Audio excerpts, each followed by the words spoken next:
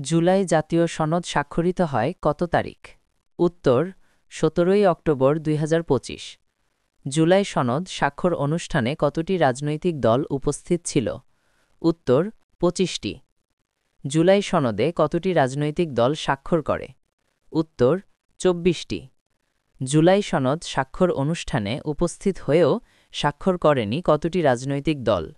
উত্তর ১টি।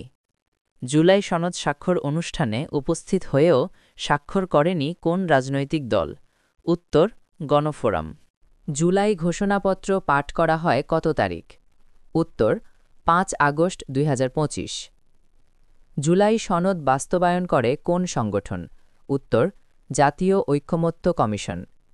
জাতীয় ঐকমত্য কমিশনের সভাপতি কে? উত্তর ড. মোহাম্মদ ইউনূস। জাতীয় ঐকমত্য কমিশনের সহসভাপতি কে? উত্তর ড. আলী রিয়াজ। জুলাই ঘোষণাপত্রের ধারা কয়টি? উত্তর ২৮টি। জুলাই জাতীয় সনদ কতটি সংস্কার প্রস্তাব নিয়ে তৈরি? উত্তর ৮৪টি।